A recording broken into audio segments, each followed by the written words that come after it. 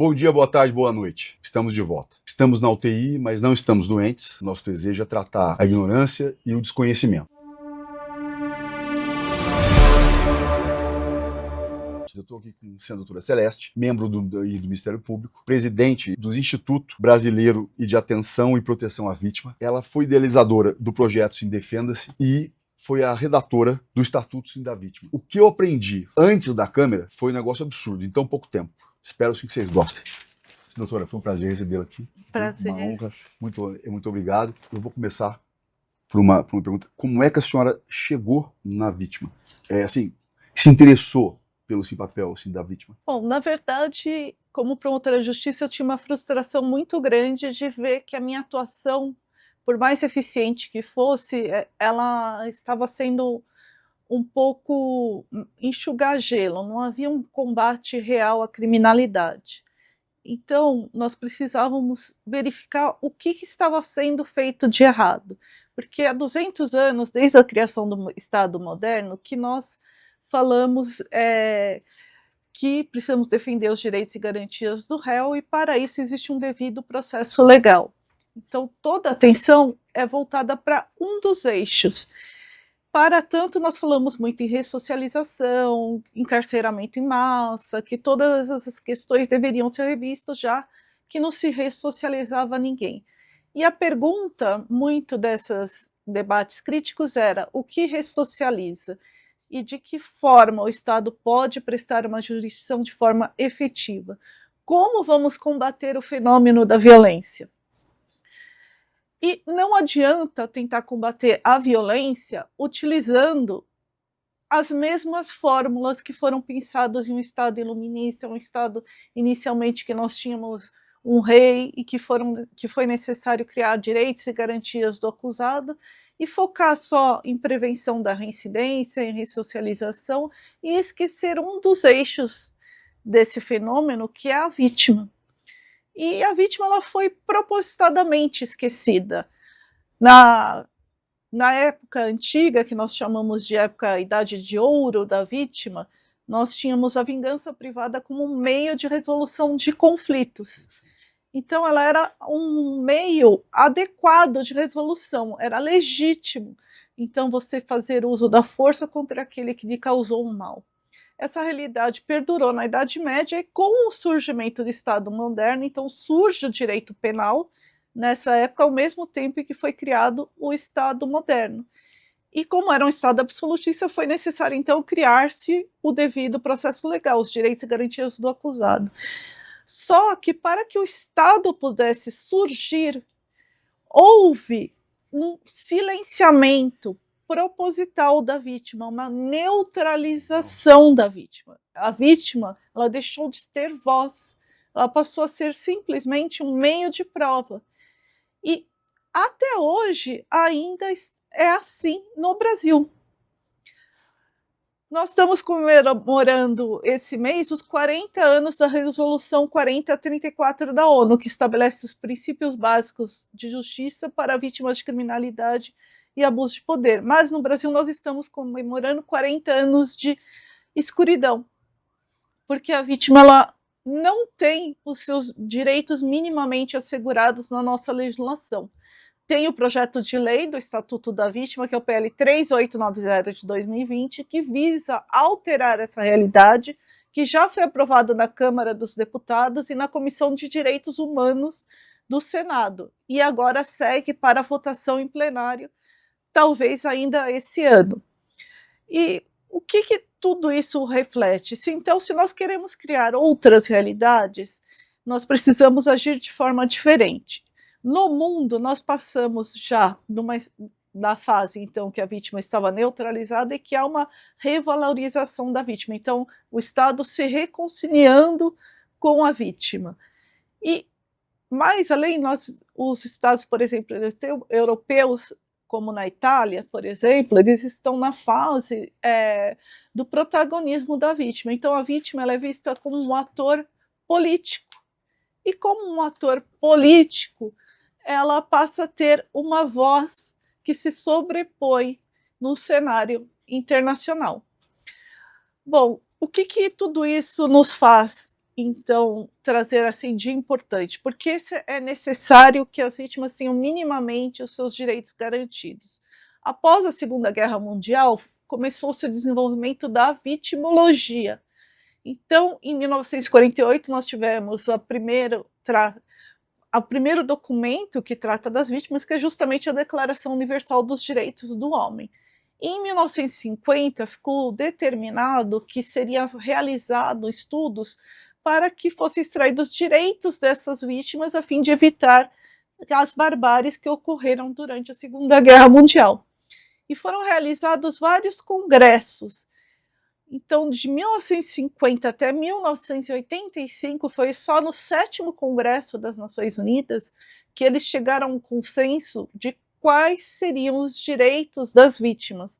Então, vocês vejam que isso foi sendo algo sentimentado ao longo de 35 anos. Sim. Não surgiu do dia para a noite. Sim. Então, e os direitos são, por exemplo, o direito de informação, direito de comunicação, o direito de participação, direito à reparação do dano, e traz uma outra série de direitos, por exemplo, para que se evite a revitimização. Então, por exemplo, como no caso da Mariana Ferrer, que nós assistimos àquela fatídica audiência em que o defensor trazia provas manipuladas nos autos, dizendo que ela tinha feito, por exemplo, fotos ginecológicas, quando aquelas fotos seriam as fotos que ela fez, que comprovavam justamente a laceração e que ela era virgem.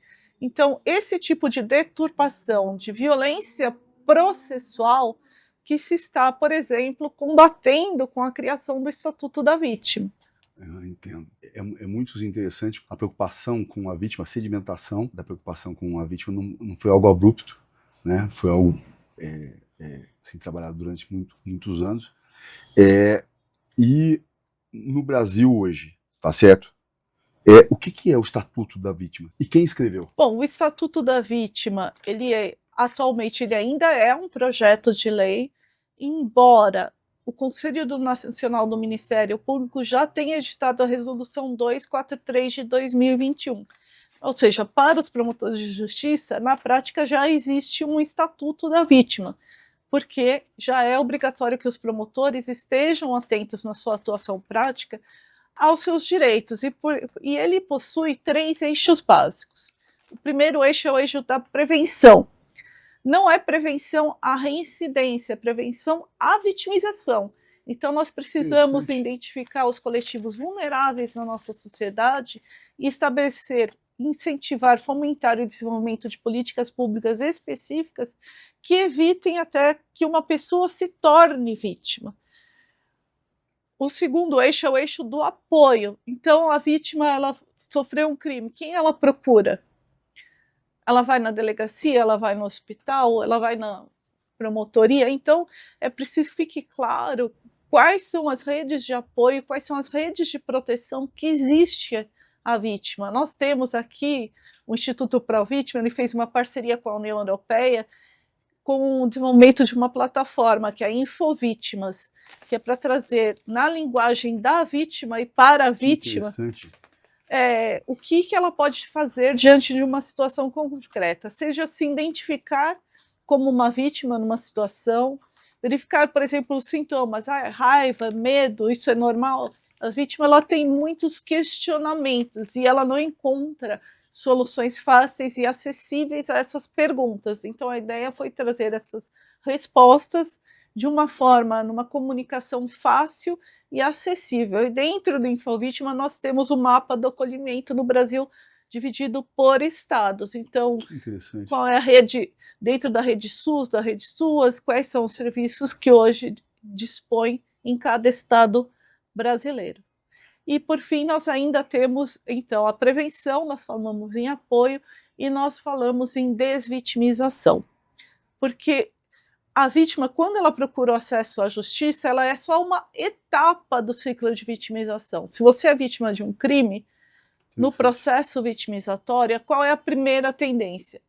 A primeira tendência é a chamada fase do luto. O que é a fase do luto? É a negação. Então, você nega que está sendo vítima. Porque se você admite que você está sendo vítima, qual é a consequência?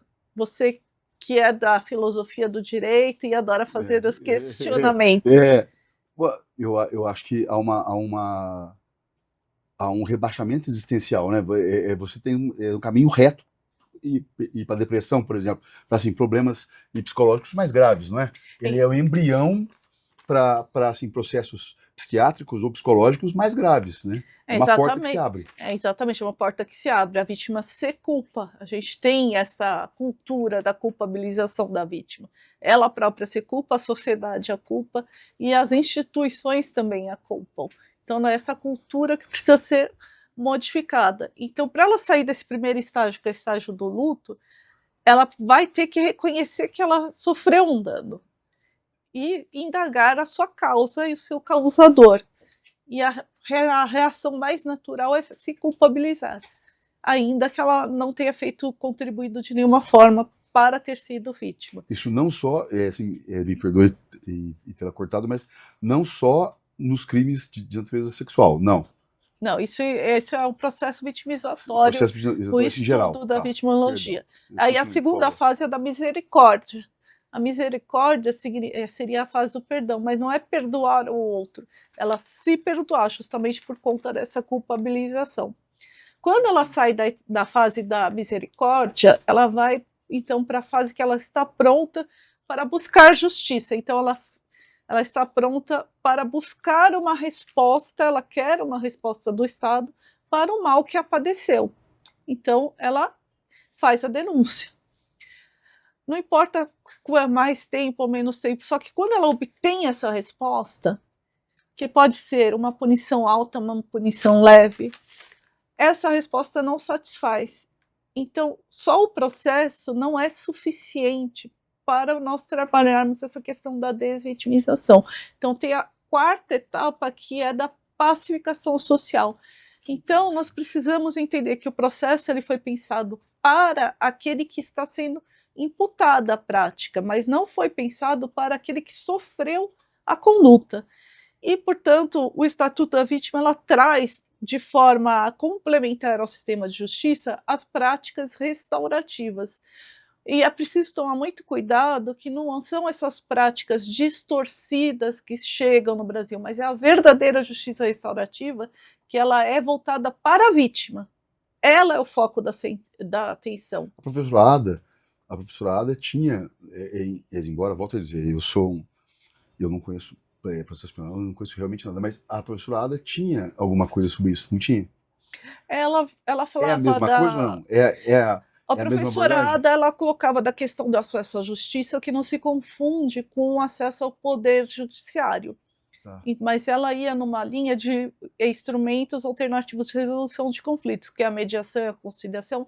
É até muito bom você ter tocado nesse ponto, no criminal civil, porque não tem nada a ver com mediação e conciliação. E é justamente esse o erro que nós não podemos incorrer assim que aprovado o Estatuto na sua implementação prática, porque ele é um sistema complementar ao sistema de justiça e ele é vitimocêntrico, ou seja, o foco é a vítima. Então, aquela vítima ela precisa estar preparada para aquela prática restaurativa. E como nós sabemos se uma vítima está preparada? Então, você tem que ser feita uma triagem, tem formulários próprios para verificar se aquela vítima está ou não apta para se submeter naquele momento a uma prática restaurativa. Assim, eu toquei no assunto aí, foi ótimo, porque a próxima pergunta é isso. Então, é uma aproximação, é uma mediação entre réu e vítima? Não, está muito além disso, né? Então, é muito importante a gente não confundir com a lei de mediação, porque mesmo quando você fala em mediação como uma prática restaurativa, não tem nada a ver com a nossa lei de mediação. Absolutamente nada. Você apague tudo que você aprendeu sobre esse assunto. Primeiro, não existe uma justiça restaurativa, existem práticas restaurativas. Elas variam de país para país, de local para local. Então, se você quer matar o Instituto da Justiça Restaurativa, é você criar uma procedimentalização, uma burocratização a respeito do tema. Uma das práticas é a Conferência Vítima-Ofensor. Quando eu liderava no Ministério Público o projeto AVARC, que é Acolhimento de Vítimas, Análise e Resolução de Conflitos, eu fiz diversas conferências vítimas-ofensor, até com base no artigo 28A do Código de Processo Penal, que prevê a possibilidade dos acordos de não persecução penal. E esses acordos, eles sempre me instigaram. Eu falei assim, não, mas eu sempre achei incoerente. O promotor vai direto para o réu e buscar uma reparação do dano à vítima e oferece uma medida despenalizadora. Mas ninguém perguntou para a vítima como ela queria ser reparada daquele dano. Entendo. Mas também não há nenhuma proibição legal que você já estabeleça por meio da prática restaurativa uma conferência vítima-ofensora. Então, os meus acordos de não persecução penal sempre foram na modalidade de conferência vítima-ofensora. Então, eu fazia a triagem, perguntava, por exemplo, o que a vítima achava de medidas despenalizadoras, porque, por exemplo, se uma vítima pega e coloca, não, eu desejo que ele tenha prisão perpétua, que ele morra, algo assim, essa vítima não está apta para uma prática restaurativa. Claro, por exemplo. Por falta de razoabilidade. Ela quer a resposta que foi prevista pelo legislador, porque nós já abandonamos a fase da vingança privada, que foi sim um meio legítimo de resolução de conflitos. E isso pacificou a nossa sociedade na Idade Média, na Idade Antiga. Foi só com a criação do Estado moderno que o Estado se substituiu à vítima e a neutralizou. Então, hoje nós estamos buscando um equilíbrio entre os interesses do acusado e os interesses da vítima. E essa resposta é o Estado que tem que dar, porque o monopólio do direito de punir é do Estado. Então, nós não estamos devolvendo para a vítima esse poder punitivo. Nós estamos resgatando a sua integridade, as suas necessidades, a sua história e validando essa história. Assim, até porque, do contrário, Thomas Hobbes estaria pulando no túmulo nessa hora, né? Não é mesmo? Quando ele fala sobre o Leviatã, sobre a questão da formação do Estado, a questão da vingança privada, porque o problema não era alguns autores, o próprio professor Zovidio Batista, ele fala, né, que assim, o problema da vingança privada até não é tão... lógico, é a vingança, mas é o modo como a vingança, falta de controle. Agora, quando se tem... Eu acho que o simples ouvir a vítima, porque, como você falou, assim, a vítima ela tem aspirações, é a que mais sofre tecnicamente, né? É a que mais sofre e é a que está sofrendo na carne aquilo tudo e não vai ser ouvida. Você tá tem mais a perder. Um exemplo prático das conferências vítima-ofensor. Ela tinha sido vítima... O veículo dela tinha sido furtado, encontrado com uma pessoa, então ele seria acusado por receptação. E, ele seria acusado de receptação. Aí foi feita a conferência e o que a vítima falou para aquela pessoa? Ela pegou e disse, olha, eu vendo roupas de casa em casa e o meu pai, ele faz hemodiálise e eu preciso levá-lo no hospital. Você tirou o meu instrumento de trabalho e a possibilidade de eu tratar da saúde do meu pai. Meu Deus. Esse enfrentamento, eu percebi que aquilo tocou naquela pessoa que tinha praticado. Que é diferente, porque o processo ele desumaniza. Então, a vítima está naquela posição estática, o réu está naquela posição estática, em que ele não percebe o dano que ele causou a outra pessoa. Não percebendo o dano, ele próprio começa a se sentir vítima, mesmo sendo causador do dano. Então, Entendo. Por isso que é tão importante também ter essas práticas restaurativas. Tem os processos circulares, hoje em dia fala-se mais modernamente que a gente pode trabalhar restaurativamente as vítimas, sem necessidade de envolver o agressor, por exemplo. Então, você faz conferências com as próprias vítimas, tem hipótese em que você envolve a comunidade, então é importante dizer que existem muitas práticas restaurativas. Interessante, não é, como você disse, algo burocratizado, e nem é uma pergunta de quem desconhece, né, diz que o primeiro passo para conhecer é admitir o desconhecimento, mas não existe uma norma, uma lei que procedimentalize algo chamado assim, justiça restaurativa, não. Existe uma resolução do Conselho Nacional de Justiça que tenta fazer essa burocratização da justiça restaurativa, dizendo que é uma sucessão concatenada de atos e procedimentos. Essa definição está completamente errada e vai na contramão da essência do que é a justiça restaurativa e que com o Estatuto da Vítima nós vamos poder corrigir essa distorção. Certo. Eu tenho uma certa, eu sempre tive uma certa, eu acho que em certos processos cíveis a vítima é o ator principal. O juiz dá, né, assim, algumas vezes, como a gente estava assim, falando há pouco, né, assim, a narrativa do passado na petição inicial, nocível, dá né, para o consumidor, dá um protagonismo, até mesmo assim, em decorrência da vulnerabilidade. Hoje, na área penal, me parece muito, e se eu estiver errado, se me corrija, e queria que você falasse um pouco sobre isso. Alguma legislação foi aprovada, por exemplo, o caso da Mariana Ferrer, que é o crime de violência institucional. Então, mas esse crime, ele é um crime muito falho, porque ele inseriu dentro da lei de abuso de autoridade. Então, você pune o juiz, você pune o promotor, que no mais das vezes foram omissos. Quem praticou a conduta foi o advogado. Mas existe responsabilidade por omissão. Né? Então, mas o advogado paga o pato sempre, mas é assim. Bom, continue. A nossa luta é para que seja interpretado corretamente que o advogado é essencial à administração da justiça e, portanto, na audiência também está exercendo esse munus público, claro, e que ele também possa ser responsabilizado pelo crime de violência institucional. Porque para você fazer uma defesa, não é necessário que você ataque a honra, a vida privada, a dignidade de ninguém.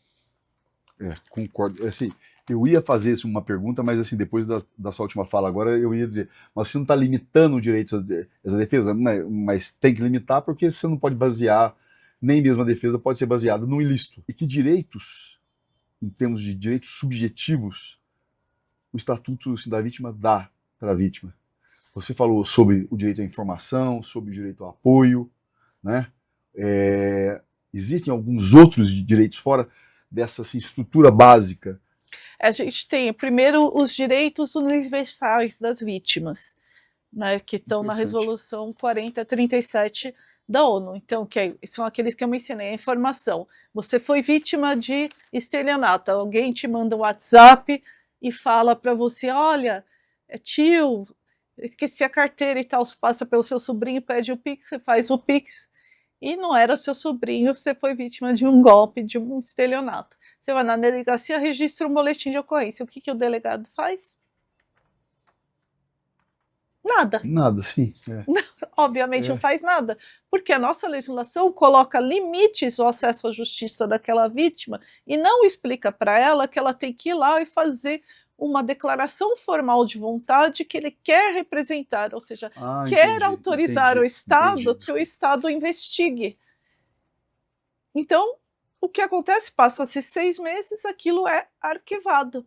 A vítima sabe disso? Não, porque imagina você vítima, não tem formação jurídica, você isso procurou o Estado. Bom, até porque assim, muitas vezes o delegado ele nem vê a cara da vítima, é o investigador, ou seja, quem for que está ali que 90% dos casos são arquivados por falta de representação. 90%? Eu não sabia. Eu acredito que é por falta de informação. Sim, sim. Na realidade. Outra, a comunicação. A comunicação ela tem que ser clara, ela tem que ser acessível. Então a vítima tem que entender quais são as consequências e o que vai acontecer depois que ela chegou lá e registrou um boletim de ocorrência. Até ele cria o estatuto, a necessidade de ter o portal integrado da vítima entre Ministério Público, Poder Judiciário, OAB, para que a vítima possa ter num único veículo todas as informações que ela precise. Tem o direito à reparação do dano, até tem uma outra resolução da ONU que especifica e detalha esse direito à reparação, que não é necessariamente uma reparação econômica, mas também uma reparação econômica. Entendo. E traz também os direitos das vítimas de especial vulnerabilidade. Então, por exemplo, a vítima de violência sexual, ela vai poder ter o direito a um depoimento especial e serviços semelhantes. Ainda obriga a capacitação de todos aqueles que tenham contato com vítimas. Quem seriam aqueles que têm contato com vítimas? Claro, o juiz, o promotor, o advogado, o defensor público. Só eles? Não. Também todos os integrantes da rede de saúde e de assistência social. E a família da vítima também entra nesse processo de conhecimento? Porque a psicologia aí deve ter uma força, uma eficácia descomunal, né? A família, assim, também é uma dúvida, assim, genuína. A família é assim também ou não? Então, o estatuto ele define a vítima direta e a vítima indireta. Quem é a vítima direta? Eu vou lá no metrô, estou andando com o celular na mão, eles levam embora o celular.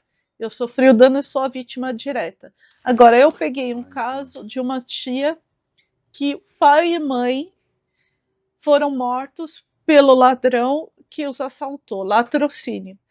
Do dia para a noite, ela ficou com 3 crianças para cuidar. 3 órfãos. Meu Deus. O que o Estado faz hoje por essas crianças? Nada. Nada. Absolutamente nada. Embora a Constituição coloque que vítimas de crimes violentos têm direito à indenização, mas isso até hoje não foi legislado. Regulamentado, tá. Então, nós temos as vítimas diretas e as vítimas indiretas. Então, que são, por exemplo, os órfãos do latrocínio, aquela tia que do dia para a noite teve que cuidar de 3 crianças. Então, tem que ser dado uma atenção. Ou em violência doméstica, criança que presencia os pais discutindo, a mãe apanhando, ou outros tipos de violência. Elas são vítimas indiretas daquela violência. Então, não adianta você só cuidar da mulher vítima de violência doméstica e esquecer do núcleo familiar no qual ela está inserida. A vítima indireta, ela tem os mesmos assim, direitos da vítima indireta. Salvo aqueles, né, no caso de violência assim, sexual, como se você falou, os centros de assistência, essa coisa toda, mas a vítima indireta também tem esse acesso. Também tem. Também tem a titularidade desses direitos. Sim. Né?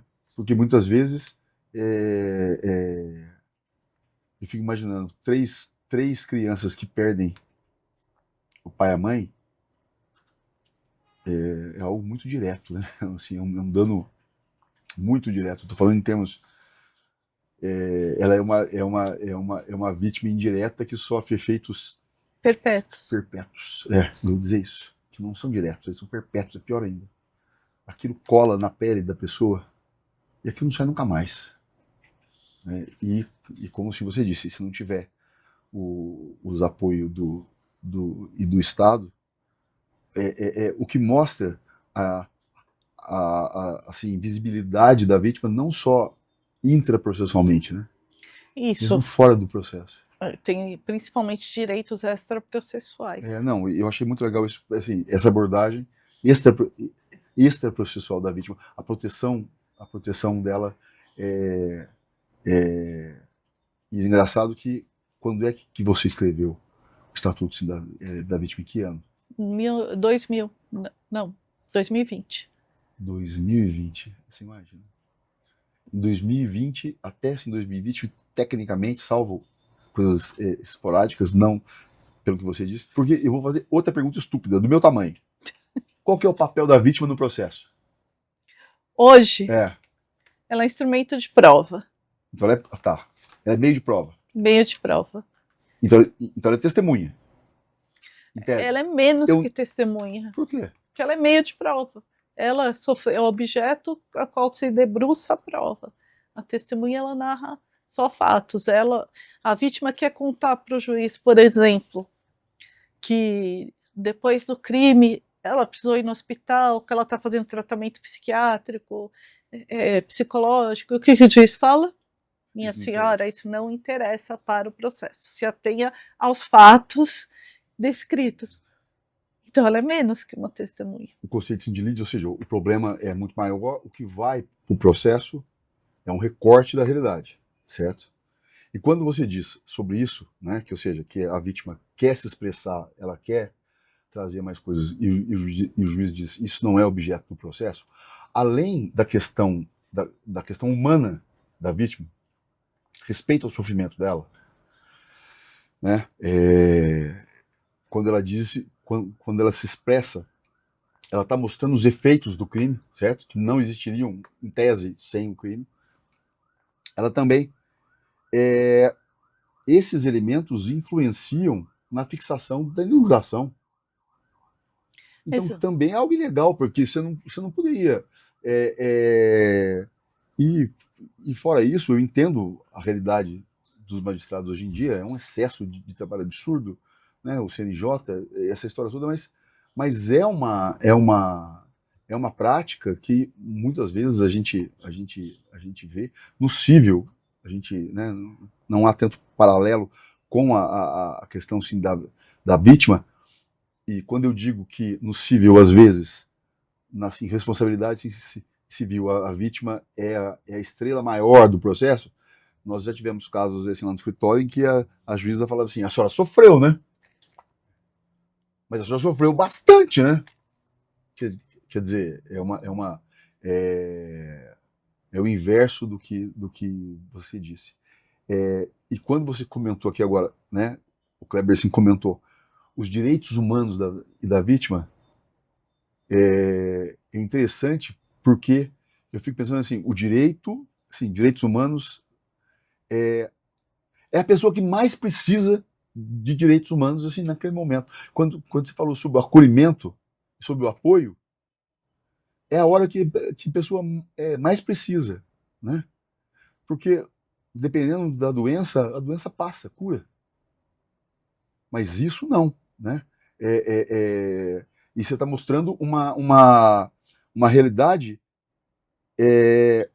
que a vítima sofre dentro do processo, da mesma forma que a gente falou agora há pouco sobre a proteção dela fora do processo.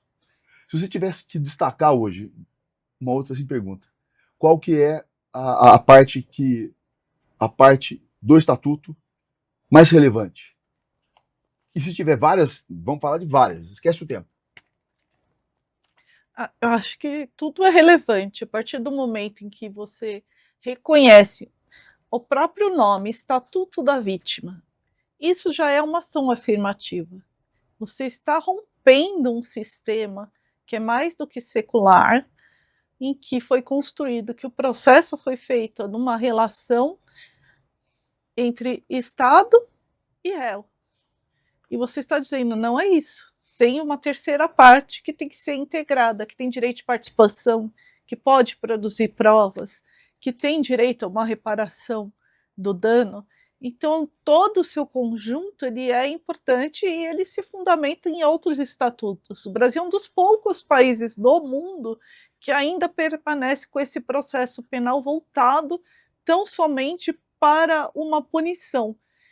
Na maior parte dos países do mundo, ele é, sobretudo, forma de reparação, mais do que forma de punição. Nós temos Estatuto da Vítima em Portugal, na Espanha, no México, até a Argentina já tem o seu Estatuto da Vítima. E nós continuamos insistindo em fazer o quê? Criar leis que criam mais punição. Feminicídio, agora a pena é de 40 anos. Isso impede a sua prática? Diminuiu a estatística desde a sua criação? Não diminuiu. A organização, a ONU, acabou de publicar que a cada 10 minutos uma mulher é morta no mundo. E então adianta, a Itália acabou de aprovar prisão perpétua para feminicídio. Isso vai resolver o problema ou você não vai resolver o problema, porque você não trabalha a violência somente com o braço punitivo. Você tem que trabalhar a violência mudando o paradigma, rompendo paradigmas. O trabalho político, mas agora, para a aprovação do estatuto, para que ele se torne lei efetivamente, é essencial. E isso vai depender de todo mundo, não do esforço e do esforço apenas e do Instituto ou da Celeste. É uma questão de, assim, eu acho que todos nós deveríamos, é uma questão de, porque todo mundo, assim, do mesmo modo que todo mundo um dia vai morrer, todo mundo pode ser vítima. O estado de vítima é algo que pode, infelizmente, atingir qualquer um a qualquer momento. Ninguém vai passar pela vida sem ter dissabores ou alguma coisa, mas isso pode acontecer. Nós não podemos se negar. Então, eu acho que a busca de conhecimento, os institutos têm um site. Tem, provítima.org. Tá. A busca no site, a pressão sobre o Congresso, né? O Tito Livio, esse historiador romano, que escreveu no calor da hora, ele tem uma frase maravilhosa. São vários volumes, mas em dado momento ele diz assim, que em Roma, a plebe, quando não teme, é temível, e quando não treme, é terrível. Então, a força do povo, né, usando um jargão muito antigo, a força da população é muito grande para isso, né? E as pessoas que moram em áreas com potencial e de dano criminal maior deveriam estar muito mais preocupadas com a aprovação do estatuto. Né? Não é que os ricos não precisam. Não, longe disso. Todo mundo pode ser vítima. Mas, eu volto a dizer, o trabalho político, ele não é feito por uma pessoa só, por um instituto só. Depende da gente, de todos nós aqui. Hoje à noite em casa, você pode ter certeza. A primeira coisa que eu vou fazer vai ser abrir os computadores, entrar lá, ler os textos, porque é uma coisa, assim, até mesmo filosoficamente, a questão é assim, é um momento que talvez a pessoa precise mais disso. E daí me vem uma coisa assim na cabeça agora, essa é uma pergunta. A vítima que não tem noção do seu estado assim, de vítima, e seja porque ela pensa assim, sempre foi assim, eu moro aqui, a vida é assim, os ricos têm tudo, eu não tenho nada, eu vim no mundo, foi para sofrer, mesmo porque onde existe uma vítima que não tem a conscientização do próprio estado de vítima?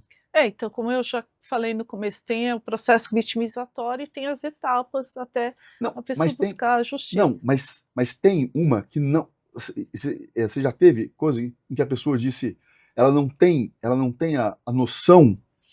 Por exemplo, no projeto Defenda-se, que é um programa do Instituto Provítima, nós atendemos mulheres, né? Elas sejam vítimas diretas, indiretas ou potenciais, porque todas nós podemos ser potencialmente vítimas.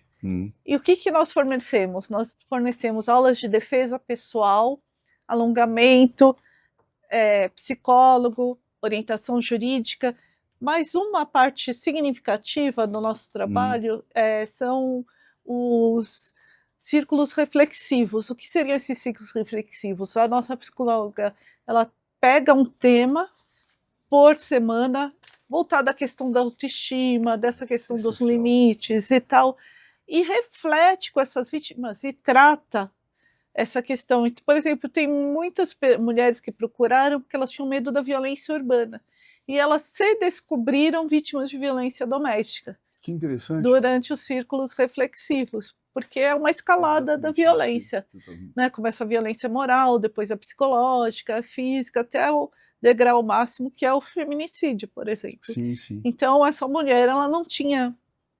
Ela pode ter, por exemplo, um desconforto, um incômodo, ela sabe que algo está errado, mas ela não consegue, assim, verbalizar, centralizar e dizer, não, eu estou sendo vítima de... Tá. Então, assim, outra coisa assim também é o seguinte, do mesmo modo que a vítima, ela tem que ter a informação de um modo adequado, além do direito à informação, dela receber a informação de uma forma desadequada, eu acho que também é preciso um auxílio, ainda mais com a realidade educacional do Brasil, uma forma que auxilie a expressão da vítima. Né? Sim. Eu imagino muita gente que não consegue, por N motivos, né? Ela não consegue se expressar efetivamente aquilo que ela está. Isso aí muitas vezes influencia na prova, né? Muitas vezes também pode influenciar assim na prova. Então, e o mais interessante, e eu estou falando genuinamente, é assim, o nascimento de providências práticas, de iniciativas concretas, o que é muito difícil, na sociedade, para criando. Porque a gente anunciar direito faz do mundo.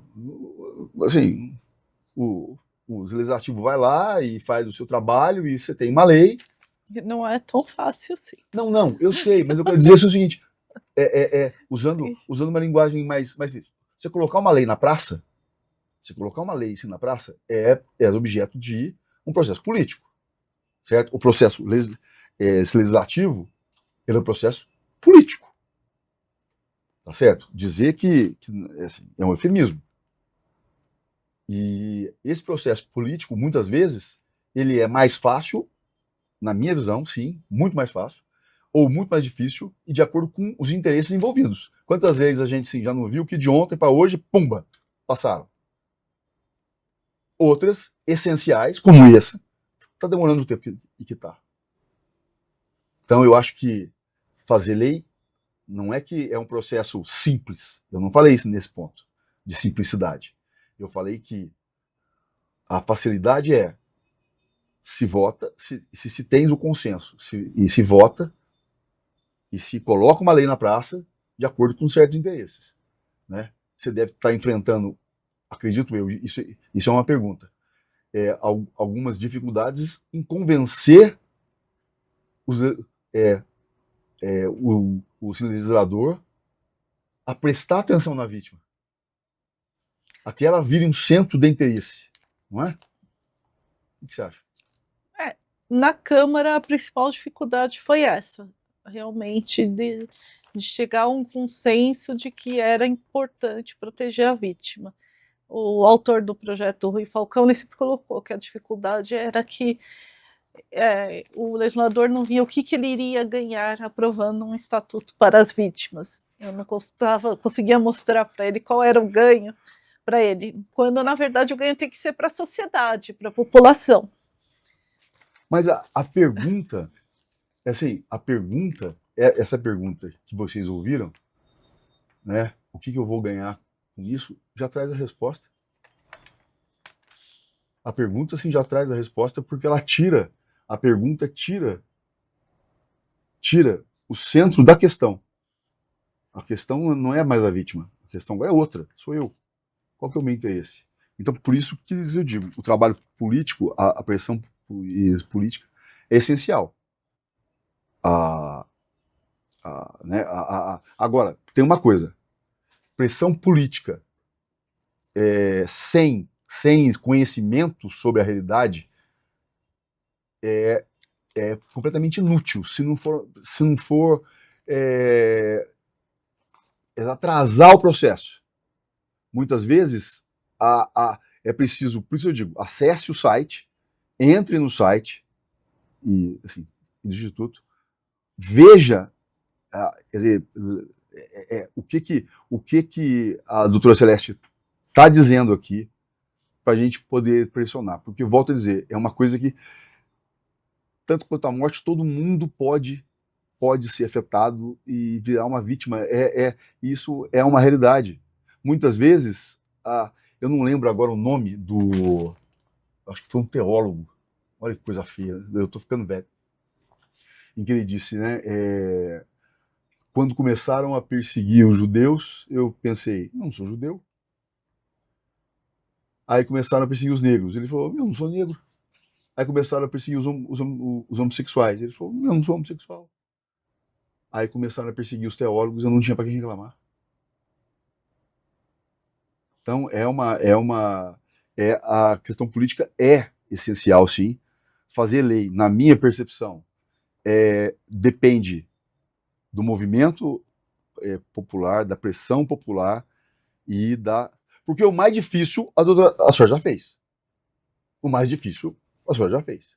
Botar o assunto na mesa e criar realidades, né? Criar providências práticas de proteção, sim, da vítima, né? E eu poderia dizer assim, se tem, porque assim, ninguém precisa de mais dignidade humana do que outro, né? Ninguém tem maior demanda de dignidade humana do que outro, mas uma vítima, ela deveria ser eu me lembro, por exemplo, a minha mãe, ela é diretora de escola, ela chegou em casa em Pindamonhangaba à noite, trabalhava o dia inteiro, e ela parou o carro, ela foi abrir o portão para entrar.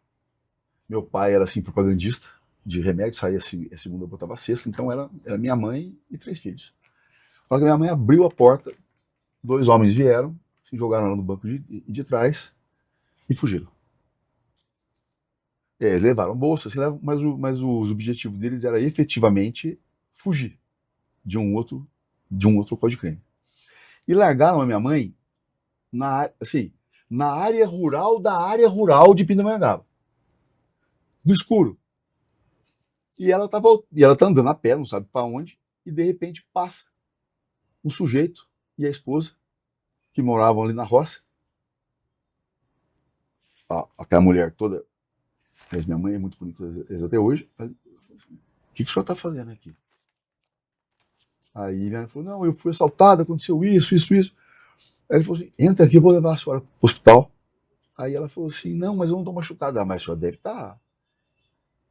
deve estar precisando de ajuda, né? E ser assaltada assim, para onde a senhora quer ir? E daí se levaram para casa, aquela coisa toda. É um mínimo, é uma preocupação com o outro. Porque eu posso lhe dizer uma coisa. Se existe um princípio que está em todas as religiões conhecidas do mundo hoje,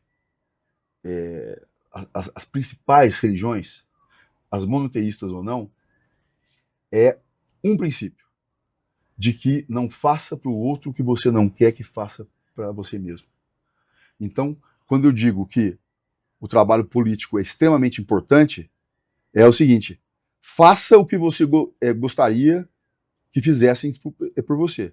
Porque hoje há pessoas que são vítimas. Nós, graças a Deus, não somos, espero que ninguém seja. Mas fazer, não só participar do projeto da Cintura Celeste, não é fazer pelos outros, é fazer por si também. Demais. E quem tem filho, então, aí, eu não preciso nem falar que, né, com filho, isso aqui a gente já tocou na... Me diz uma coisa, isso aqui é interessante. O que muda, assim, o que o Estatuto da Vítima muda na prática assim, da vítima? Eu quero dizer isso o seguinte, ele traz algum ônus para a vítima? Os direitos você já disse, e ônus? Traz algum ônus para a vítima? E você vê lugar para ônus para a vítima? Não tem previsto, só são previstos direitos, não são previstos deveres, mas os deveres já são inerentes, né? Como dizer a verdade, toda essa questão. Tá, exatamente isso, perfeito. Me diz mais uma coisa. E quando a gente tem uma vítima que já por exemplo, um deficiente físico, ele tem ele pode ser chamada de vítima vulnerável, alguma coisa assim ou não? Então, nós temos o capítulo que trata das vítimas de especial vulnerabilidade. Ótimo. Aí você tem que fazer uma avaliação individual daquela vítima e o promotor e o juiz declaram que aquela vítima é de especial vulnerabilidade e, portanto, terá direito a uma proteção diferenciada. Todas as vítimas terão proteção, mas elas requerem que o Estado tenha uma atenção, um cuidado ainda mais especializado. E o que é Sim, eu sei que você já explicou, mas por uma deficiência minha. Estou perguntando isso de novo. O que é revitimização? A revitimização ocorre quando aquele que tem o dever de proteger a vítima causa um impacto traumático que muitas vezes é mais danoso à vítima do que o próprio trauma, o próprio dano original. Então, a gente chama de revitimização ou também de vitimização secundária. Então, a vitimização ela pode ser primária, secundária ou terciária. A primária é decorrente do impacto, né, do fato traumático, a secundária é causada pelo próprio Estado e a terciária ela é decorrente do decurso do tempo sem nenhuma providência concreta adotada, sem uma resposta. O Estado poderia ser demandado por violação? Assim, eu estou falando individualmente. Aquele processo X, aquele magistrado, aquele promotor, aquele advogado, sei lá quem for, causou a revitimização. O Estado poderia? Acredito que sim. Inclusive, nós já temos muitas condenações na Corte Interamericana de Direitos Humanos justamente por essa falta de diligência devida, seja na investigação, seja durante a instrução. O Brasil ele não adota o dever de devida diligência reforçada, especialmente nos casos em que há um potencial discriminatório. Então, essa lei ele vai justamente dar uma resposta, né, para todas as condenações que o Estado brasileiro já sofreu e ainda está pendente de sofrer, como, por exemplo, as vítimas do Roger Abdelmaci, até hoje, por exemplo, não sabe o que aconteceu com os embriões delas. Por exemplo, corre uma denúncia na Corte Interamericana de Direitos Humanos que já foi recebida, que elas não tiveram reparação do dano, não sabem onde estaria os filhos delas, né? Porque aqueles embriões são filhos. Meu Deus. Então... Não, é uma coisa mas o processo, a persecução penal, ela não... Esse material tem que ter em algum lugar. O Estado é o depositário desse material, certo? Não se sabe onde está isso? Não. Mas como? É uma coisa... porque, assim, o maior, salvo engano meu, o maior mercado de embriões hoje é a Inglaterra. Né? Você não pode vender, tem toda aquela assim, normatização, mas se sabe nitidamente que há um mercado. Então, tudo pode ter acontecido com esses embriões, né? Tudo pode ter acontecido. É uma falta de diligência devida do Estado brasileiro na proteção dessas vítimas. Isso que a gente falou, muitas vezes só a condenação criminal ela não ressignifica aquela dor, aquele trauma sofrido por aquela vítima. Diz uma coisa, qual que é o maior desafio que você enfrenta hoje para tentar fazer, para tentar conseguir, porque eu tenho uma postura crítica em relação a assim, determinadas realidades políticas. Exemplo, o François Julien, que é um filósofo francês, ele escreveu um livro analisando o pensamento político chinês, que por sua vez analisa a democracia. E é interessante que, em dado momento, ele traz lá uma análise de um pensador político chinês, que, se eu não me engano, eu li esse livro faz muitos anos, ele cita o Brasil. Ele falou assim, ó, a democracia não dá certo porque ela demanda uma infraestrutura educacional e cultural sólida. Senão, eles não falam nesses termos, mas a gente pode voltar lá para Platão, ela vira demagogia facilmente. O que os pensadores chineses, até onde foi a minha interpretação, é o seguinte, a democracia depende muito do nível educacional dos cidadãos. Depois, o Alain Badiou vem e escreve um livro, O que é assim democracia? Ele foi conselheiro de presidente, ele diz assim, o problema, logo no começo assim, do livro, O problema da democracia é que, atualmente, ou hoje em dia, o paradigma cultural das pessoas não é de cidadãs, é de consumidoras. E o problema é que o consumidor, esse padrão, quer dizer mais ou menos o seguinte: tudo que eu pago, eu compro. E nem tudo que você paga, você compra. Então, eu volto a dizer. Então, a minha pergunta é: a falta de uma infraestrutura educacional e cultural e de uma realidade cultural, porque eu não estou falando para entender o que você explicou, mas para entender a dimensão e a importância do que você está fazendo, tem que ter um certo lastro cultural, tem que ser um certo lastro, tem que ter, entre mil aspas, uma certa bagagem cultural e educacional. E você chega a enfrentar isso ou não? Com as vítimas, com os parlamentares? Eu acredito que todo mundo tem uma ética, não é? Elas sabem que aquela ethos está num determinado locus. A gente não pode tentar fazer essas padronizações igual do homem médio, porque o homem médio, por exemplo, ele já é um postulado do próprio patriarcado, Sim. né? Uma Sim, cultura é androcêntrica. liberalismo puro, né? Então, se nós formos desconstruir isso, nós teríamos que, por exemplo, aprovar, nós temos um abaixo-assinado no Superior Tribunal Militar, para que não é meu, né, nós temos, porque eu falo porque eu sou mulher, é um abaixo-assinado para que haja uma reserva de vagas de 50% das legisladoras que sejam femininas, porque se nós falamos que democracia é a representação da vontade da maioria e nós somos a maioria, por que nós somos só 18% das cadeiras? Por que existe uma reserva de candidaturas e não uma reserva de vagas? Então, nós não vivemos uma democracia de fato, como dizia Platão, nós vivemos já hoje uma demagogia. E isso independe do nível educacional dessas mulheres. Eu acho que o âmbito cultural, há um cientista político americano, que sinceramente eu não me lembro o nome agora, ele, dentre várias coisas, ele tem a teoria dos gatekeepers. Os gatekeepers seriam os portões de seleção, né? Então, antigamente, nós tínhamos, por exemplo, isso não é uma defesa dos sindicatos, não, mas é um exemplo.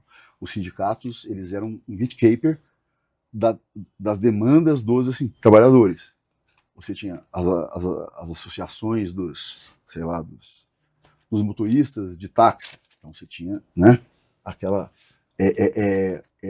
você tinha anteparos institucionais, como você é hoje, como você representa hoje, para levar essas demandas. Você é um gatekeeper que funciona, certo? Só que existe o gatekeeper cultural, que é o vulgo simancol, ou é aquela carga de educação e cultura que a pessoa tem.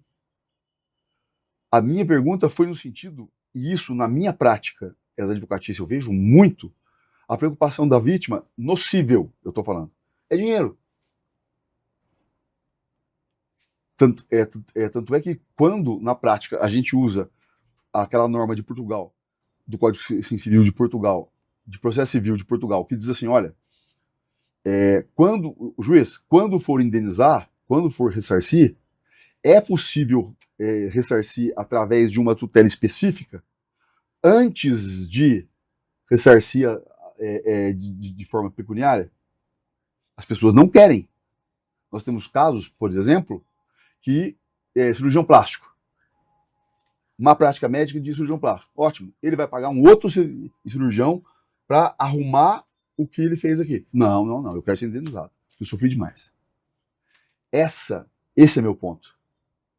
O gatekeeper cultural, o individual, a formação das pessoas. Platão dizia que a educação, ela é bipartida. A educação propriamente dita, que é o dia a dia, né? Você aprende a respeitar os mais velhos, aprende uma profissão, e você tem a formação. A formação faz parte da educação, mas a formação você pode ter pessoas extremamente sólidas com muito pouca formação quando se fala de ética. Ou de uma diferença mínima entre o certo e o errado. Só que, para isso, é preciso ter um mínimo de educação. Essa foi a minha pergunta. Você nunca enfrentou esse tipo de dificuldade para convencer as pessoas, ou, minto, tira o verbo de convencer, para fazer as pessoas compreenderem a proposta do Instituto e do Estatuto, e também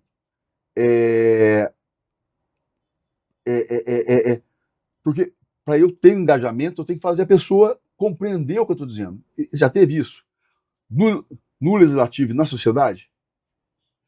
Ou de outra forma, quais são as maiores críticas ao projeto? Bom, na verdade, assim, a dificuldade foi em tentar colocar ideologias no projeto. O nosso projeto ele não é ideológico. Agora, ele não. Isso. Então, ele tem uma bandeira. A bandeira é a vítima. Essa bandeira não é de direita, não é de esquerda, não é de centro.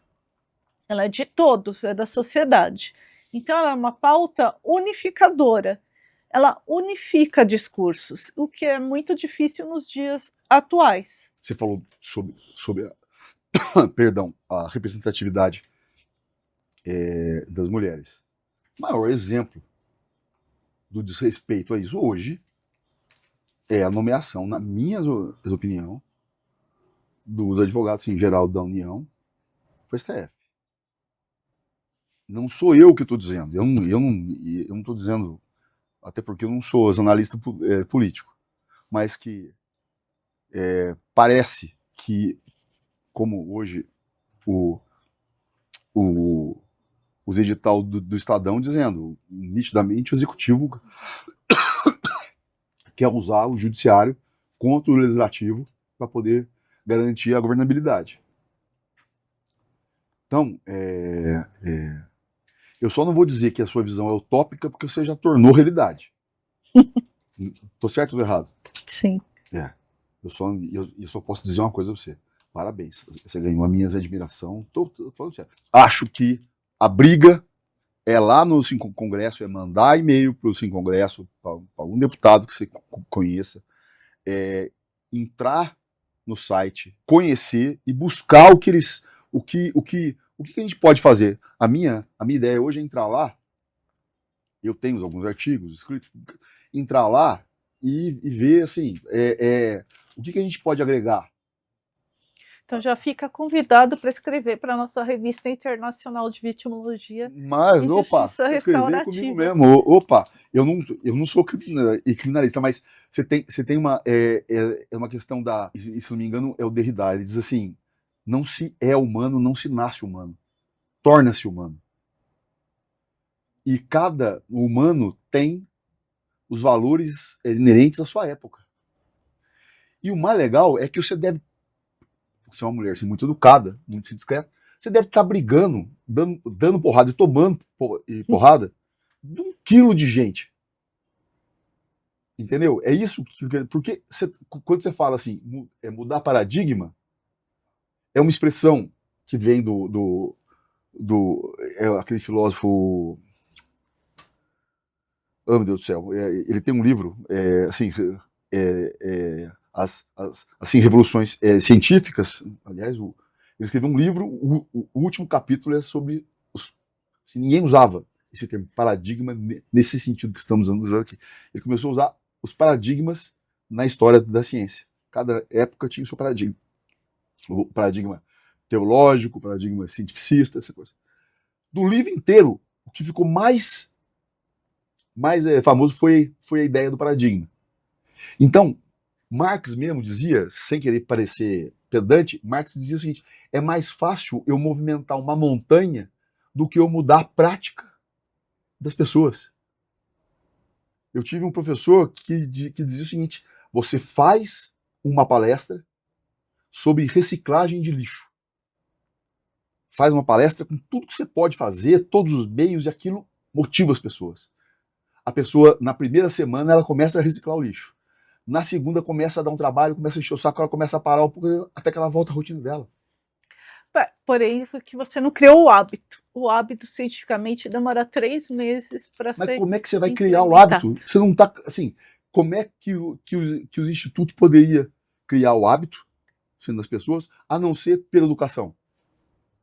Por isso tem campanhas educativas Não, previstas. sim, concordo, mas eu quero dizer assim, por exemplo, onde seria muito legal se isso aqui, se é que você já não está, se é que você já não está lá, escolas de periferia. Tem aula sobre isso. Ó, se você tem esses direitos, eles não sabem. Ó, a vítima tem um status próprio. Você, assim, se isso aqui acontecer, corre para cá, vai para lá, procura um advogado, procura um promotor, como você falou, procura um juiz, se o juiz receber, né? Mas, assim, isso é legal, entendeu? Então, eu volto a dizer, você ganhou a minha admiração, parabéns. Eu achei que não existisse mais, que não existissem mais iniciativas como a sua. Obrigado por ter vindo. Eu que agradeço. Agradeço muito. Obrigado mesmo. Obrigada.